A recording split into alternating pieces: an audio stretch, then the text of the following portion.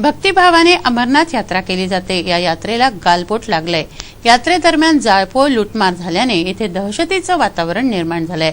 काही कारणावरून वाद झाला व हा वाद विकोपाला जाऊन येथे तणाव निर्माण झालाय। अमरनाथ यात्रेदरम्यान शुक्रवारी घोडेवाले व भंडारा करणाऱ्यांदरम्यान वाद झाला। हा वाद इतका विकोपाला गेला की येथील 110 राहुट्या जाळल्या, 15 भंडाऱ्याच्या राहुट्या उद्ध्वस्त केल्या गेल्या। या जाळपोळीत सिलेंडरचे स्फोट झाले, वाहनांची तोडफोड करण्यात आली। महिला यात्रेकरूंना त्रस्त केल्याच्या कारणावरून हा तणाव निर्माण झाल्याचे समजते। या प्रकाराने यात्रेकरू भयभीत झाले व जेवणाचीही सोय नव्हती। बॉर्डर सिक्युरिटी फोर्सने येथील परिस्थिती सांभाळली व यात्रेकरूंच्या जेवणाची व्यवस्था केली। या जाळपोळीत मारहाणीत 60 जण जखमी झाल्याची माहिती आहे। परिस्थिती हाताळून सध्या ही यात्रा रोखण्यात आली आहे। अमरावती नगरीचा विस्तार वाढत चाललाय, मात्र नागरिकांना मूलभूत सोयी मिळत नाहीत अशी परिस्थिती आहे। रविनगर येथील व्यास लेआउटमधील परिस्थिती अत्यंत दयनीय आहे। येथे नाल्यांचं बांधकामच झालेलं नाही, त्यामुळे प्रत्येक घरानजीक डबकं साचलेलं आहे।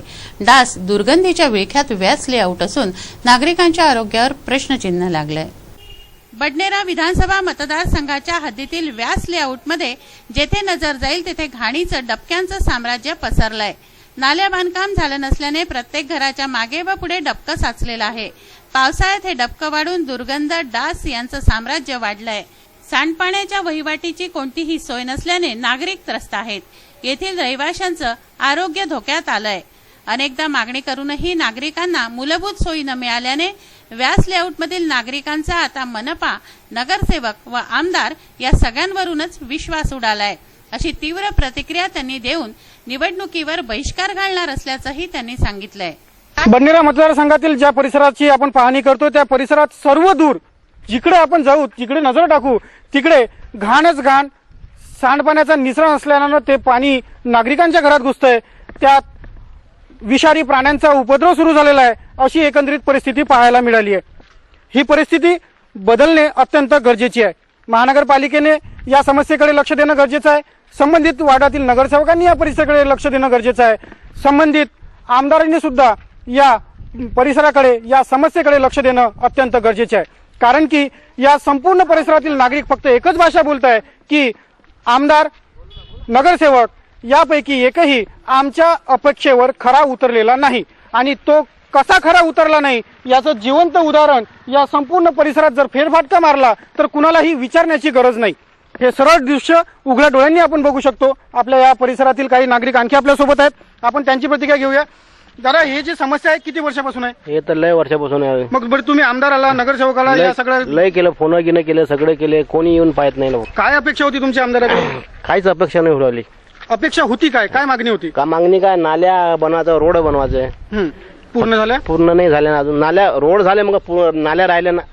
मेन पहिले नाल्या पाहिजेत होत्या। आदमी बिमार पडते। हे पहा, मी कालच दवाखान्यात तुमची परिस्थिती दिसते, तुम्ही आजारी आहे म्हणून। काय झालं होतं तुम्हाला? मग डायरेक्ट सांगायला डॉक्टरनं। अच्छा, कशामुळे झाला म्हणे? हे घाण पाणी, मच्छर।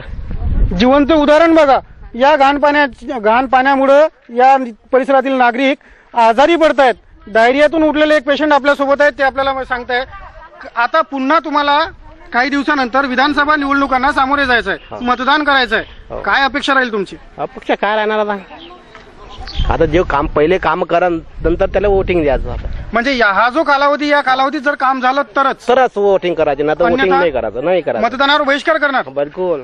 बघा आमदार साहेब, तुमच्या मतदारसंघातील माणसं मतदानावर बहिष्कार टाकण्याची भाषा बोलतायत। कारण काय तर त्यांच्या समस्या ज्या आहेत त्या तुम्ही सोडवू शकत नाही, त्यांच्या अपेक्षांवर तुम्ही खरे उतरत नाही। आपल्यासोबत काही महिला वर्ग पण आहे, आपण त्यांच्याशी जाणून घेऊया। काय ताई, तुम्हाला काय त्रास, काय तुमचं नाव काय? संगीता मेरे। मला असं समजलं तुमच्या घरात काही साप वगैरे घुसले होते म्हणून। दररोजच निघत आहे आणि हा खाली फ्लॅट आहे, याच्यात त्यानं पाईप टाकलेले आहे, तेव्हापासून हे पाणी सगळं मागचं इकडे आलेलं आहे। आमच्या परिसराचा जो आमदार आहे त्या आमदाराला तुम्ही अशा तक्रारी दिल्या? दररोज चालू आहे, 4 दिवस झाले सतत फोन चालू आहे। आणि हे पाणी एवढं नव्हतं, कारण हे पाणी आता इथे येईन पाईप टाकल्यामुळं जास्त आमच्या घरात येऊन राहिलं। हे पाणी जे आहे हे खरंच वरून आलेलं पावसाचं पाणी आहे की या परिसरातलं सांडपाणी? या परिसरातलं सांडपाणी आहे। हे या संपूर्ण परिसरात चारी इकडे सांडपाणी दिसतंय, म्हणजे कुठंच नाली नाही? त्याला नाल्याच नाही आहे ना, त्याच्यामुळे ते पाणी इथे साचलेलं आहे। बिकट समजताय, शहरात राहतोय की खेड्यात राहतोय याचं काही लक्ष येत नाही, समजून येत नाहीये। पाईप आहे याचा, हॅलो, माझा जो पाईप आहे ना याचा बाथरूमचा, तो पूर्ण पाण्यामध्ये आहे. मला भयंकर त्रास होते आणि गटाराचं पाणी माझ्या मुरीमध्ये येते. मच्छरांनी मला त्रास होते आणि त्याच्यामुळे मी पण आजारी पडली. माझ्या घरचे मिस्टर पण आजारी पडले आणि लेकरं पण आजारी पडले. आणि या व्यवस्थामध्ये सगळं गटाराचं पाणी इथे उभं राहिलेलं आहे आणि सहकार्य म्हणून तिथे पाईप टाकावे, ते पाणी तिकडे काढून द्यावे. आम्हाला सगळ्यांना त्रास होत आहे. 7-8 घरामुळे आम्हाला भयंकर त्रास होत आहे. इकडे सगळे गटार लाईन नाही आहे, त्याच्यामुळे मच्छरांनी पुष्कळ त्रास होतो आम्हाला. हे सहकार्य तुम्ही केलंच पाहिजे, नाही तर आम्ही कंप्लेंटी करत राहू आणि आम्हाला खूप त्रास होत आहे. खरंच संपूर्ण परिसरातील ज्या नागरिक कारण की आहेत आमचा या पाईप जो आहे तो मोरीमध्ये अटकलेला आहे आणि सगळं पाणी मोरीमध्ये येते. त्याच्यामुळे डास पण होतात आणि आम्ही पण बिमार पडलेला आहे. मी पण बिमारातूनच उठलेली आहे. 4 दिवस झाले मी बिस्तरमध्येच आहे. खरंच छोटी छोटी जे बालकं आहेत त्या परिसरात रांगतात, बिचारे खेळतात, परंतु यांच्या समस्यांचं निराकरण होणं खरंच गरजेचं आहे. संपूर्ण परिसराची पाहणी केली असता या संपूर्ण परिसरात एकच एक दृश्य दिसतंय, ते म्हणजे सर्वत्र घाण, आजारी नागरिक आणि सांडपाण्याचा निचरा होत नसल्यानं या संपूर्ण परिसराला आलेलं दुर्गंधीचं स्वरूप. या सर्व समस्यांकडे लक्ष देणं सगळ्यांचंच कर्तव्य आहे. हे कर्तव्य यांनी प्रामाणिकतेने पार पाडावं, अन्यथा या परिसरातील नागरिक येत्या विधानसभा व सर्वच निवडणुकांवर बहिष्कार घालतील, ही भाषा यांनी सिटी न्यूजच्या समोर आणि आपल्या प्रत्यक्ष समोर बोलून दाखवली आहेच. आणखी काही नागरिक आहेत, आणखी काही त्यांच्या समस्या आपण त्या पण जाणून घेऊया. कारण की प्रत्येकाला काय समस्या आहे ही शासन दरबारी, महानगरपालिका, आमदार या सर्वांपर्यंत पोहोचण्याची जबाबदारी सिटी न्यूज जी आहे ती खंबीरतेपणे पार पाडत आहे आणि तीच जबाबदारी पार पाडण्यासाठी आपण या संपूर्ण परिसराचा आज पाहणी दौरा करतोय. उजव्या बाजूला बघा, डाव्या बाजूला बघा, समोर बघा, मागं बघा, पूर्ण परिसराची पाहणी आपण करतोय आणि सर्वत्र एकच परिस्थिती दिसते, सर्वत्र घाण घाण आणि घाण. आपण या परिसरात किती वर्षापासून राहत आहे? 5 वर्ष. 5 वर्ष झाली आपल्याला या परिसरात राहत आहे. मला सांगा, या परिसरातल्या ज्या समस्या आहे महत्वाच्या त्या कोणत्या कोणत्या? सर्वात जास्त नालींच्या आहेत, गटाऱ्यांच्या आहेत. दुसरी गोष्ट का जिथं आरोग्य खातं सांगतं की डेंग्यूच्या मच्छरासाठी घरचे भांडे तुम्ही कोरडे ठेवा, तिथं ह्या नाल्या 15-15 दिवस भरलेल्या असतात. तेव्हा आमच्या आरोग्याचं काय? बरोबर आहे. तुम्ही आरोग्य प्रशासन, महानगरपालिका, आमदार या सगळ्यांना तक्रारी वगैरे केल्या? तक्रारी महानगरपालिकेला केलेल्या आहेत. दुसरी गोष्ट, जेव्हा हे लोकप्रतिनिधी, विधानसभेचे प्रतिनिधी निवडणुकीला उभे राहा, यांच्या घरात चालणंही होत नाही तरी ते मतं मागायला जातात, तेव्हा सर्वांना आश्वासन देऊन जातात की आम्ही हे तुमचे कामं करू. जेव्हा 5 वर्ष उलटून जातात तरीही त्यांचे कामं झालेले नसतात. सामान्य जनतेची एवढीच मागणी आहे की आम्हाला आरोग्यापासून व्यवस्थित ठेवावं, कारण की हा आमच्या सामान्य जनतेचा सर्वात पहिला मुद्दा आहे. याच खड्या भाषेत तुम्ही येत्या विधानसभा निवडणुकीत मतं मागण्यात येणाऱ्या आमदारांना टाईम आला तर आम्ही बहिष्कारही टाकू, कारण की आमच्या सर्व महिला इथं गोळ्या झाल्या आहेत. जर आमचे इथले कामं झाले नाही तर आम्ही सर्व महिला एकत्र होऊन आम्ही हा बहिष्कारही टाकू. कोणी मतदान त्यांच्या करणार मताला नाही. तुम्ही सहमत आहात? हो, संमत आहे मी. तुमची प्रमुख मागणी काय राहील? आमची प्रमुख मागणी ह्या ज्या सर्व्हिस गल्ल्या आहे ह्या मोठ्या आणि सर्व्हिस गल्लीतच पाणी गेलं पाहिजे. आम्हाला ह्या गल्लीचा बिलकुलही त्रास झाला नाही पाहिजे. बस आमच्या मागण्या ह्याच आहे. आणि डस्टबिन आणि डस्टबिन महत्वाचे, कारण की डस्टबिन नाही आहे, त्याच्यामुळे वरचे जे समोरच्या गल्लीतले लोक आहे लोकं ना आहेत, ते कचरा ते नालीमध्ये पॉलिथिन वगैरे अशा कचरा भरून टाकतात. त्याच्यामुळे नाल्या कसं बुजून जातात नाल्या आणि बुजून जातात. गटार आणि हे सगळं मग बाहेर येतं. नालेवाले साफ करायला येत नाही ना. कचरापेटी त्यांच्या घरी त्याच्यामुळे बोलवायला आम्हाला जावं डस्टबिन महत्वाचे लागते आहे. नाल्या साफ करायसाठी, तरी येत आणि नाही. म्हणजे नाल्यांचं आम्हालाच साफ गरज करायला आहे येत तशी. नाही. आम्हाला परत तिथे जावं लागतं, सांगायला लागते की बा नाल्या साफ करायला या तुम्ही, पण हे नाल्या साफ करायला पण येत नाही.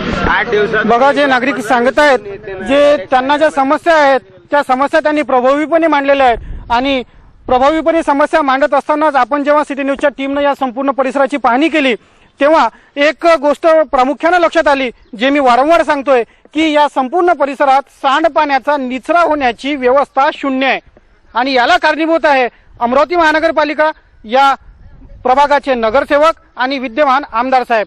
आपण सगळ्यांनी उघड्या डोळ्यांनी या परिसरातील समस्या बघितल्या.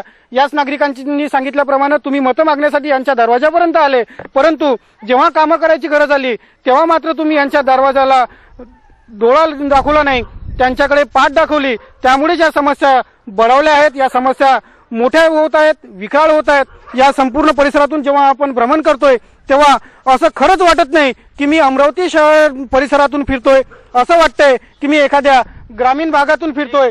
त्यामुळे या संपूर्ण समस्यांकडे लक्ष देणं खरंच तुमचं आद्य कर्तव्य आहे आणि ते तुम्ही चोखपणे पार पाडावं हीच माफक अपेक्षा आहे.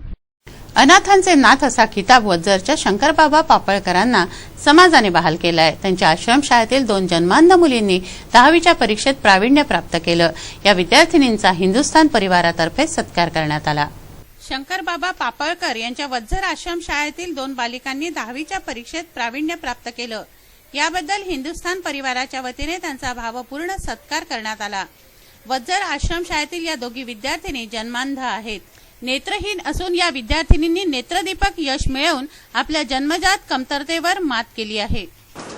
10व्या वर्ग परीक्षेमध्ये अतिशय चांगले मार्क घेऊन उत्तीर्ण झालेले आहेत। हम हिंदुस्थान परिवारातर्फे एक कौटुंबिक कार्यक्रम घेण्याचा आम्ही निर्णय घेतला आणि या दोन्ही मुलींचं खरोखर कौतुक केलं पाहिजे समाजाने।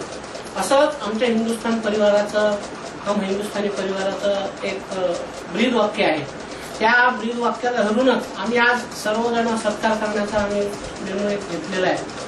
शंकरराव पापळकर हे सर्वांना माहिती आहे की देवदूत ठरले आहेत या सर्व मंडळींसाठी। नाहीतर या वयामध्ये त्या माणसाला काही गरज नव्हती इतक्या जंगलामध्ये या मुलींची आणि या मुलांची सेवा करत बसण्यासाठी। खरोखर त्यांनी आपलं स्वतःचं यांना नाव देऊन एक फार मोठं काम केलं आहे। कारण आजकाल असं आहे वडिलांची कोणी सेवा करत नाही। इस्रायल फिलिस्तीनच्या गाझापट्टीत बॉम्बवर्षाव करतोय। रमजान महिन्यात सुरू असलेल्या बॉम्बवर्षावात हजारो नागरिक जखमी होत आहेत। हा बॉम्बवर्षाव बंद करण्यासाठी प्रयत्न करावे अशा मागणीचं निवेदन इंडियन युनियन मुस्लिम लीगनं दिलं आहे। या संदर्भात त्यांनी उपजिल्हाधिकाऱ्यांना निवेदन दिलंय। पवित्र रमजानमध्ये गाझापट्टीत बॉम्बवर्षाव केला जातोय। यामध्ये बालक, महिला, वृद्ध हजारोंच्या संख्येनं जखमी होत आहेत। इस्रायलच्या या मनमानीला राष्ट्रीय सुरक्षा परिषदेच्या माध्यमातून युद्धबंदीसाठी प्रयत्न करावे अशी मागणी इंडियन युनियन मुस्लिम लीगने केली आहे। या संदर्भात त्यांनी उपजिल्हाधिकाऱ्यांना निवेदन दिलं व राष्ट्रपतींपर्यंत ही मागणी पोहोचवण्याची मागणी केली आहे। लगातार इसराइल जो इंसानियत का दुश्मन है, फिलिस्तीन के गाजा पट्टी पर जो 10 दिन से लगातार बम की यानी बारिश कर रहा है, जिसमें मासूम बच्चे, बेगुनाह बच्चे और महिलाएं और ज़ईफों को शदीद यानी तकलीफ पहुंच रही है, जिसमें सैकड़ों यानी मासूम बच्चे हलाक हो गए और हजारों की तादाद में लोग घायल हो गए। ऐसे शैतान के ताल्लुक से पूरे दुनिया के मुल्कों ने एक अपना निवेदन राष्ट्रीय सुरक्षा परिषद के जो चेयरमैन है बान की मून उनको दिया है और दबाव बनाया है और युद्धबंदी जो एक तरफा चल रही है उसको रोकने की पूरी कोशिश उन्होंने पहल की है। लेकिन वो शैतान इस बात को मानने से इनकार कर रहा है, इसलिए कि उसके पीछे जो उसका जो गॉडफादर है, जो दुनिया का बहुत बड़ा आतंकवादी देश है अमेरिका, उसके इशारों पर जो नाचता है।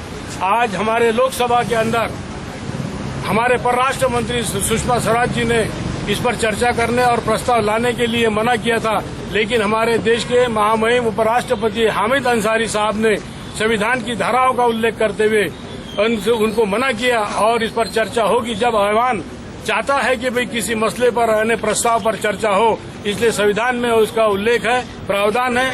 इसलिए हामिद अंसारी साहब ने जो उपराष्ट्रपति है उन्होंने जो हमको अनुमति प्रदान की है, उनका हम अभिनंदन करते हैं। और परराष्ट्र मंत्री ने जो एनडीए सरकार के परराष्ट्र मंत्री है, हम उनके ये कृति का निषेध करते हैं और ये भी मांग करते हैं कि लोकसभा में भी इस प्रस्ताव पर चर्चा हो। और राष्ट्रपति से आखिर में हमारी गुहार ये है कि वो राष्ट्रीय सुरक्षा परिषद के जो बुन की बात जो सचिव है उनसे अपना संबंध बनाकर अपनी चर्चा कर पूरे पर राष्ट्रीय दबाव बनाकर तुरंत युद्धविराम की घोषणा करे।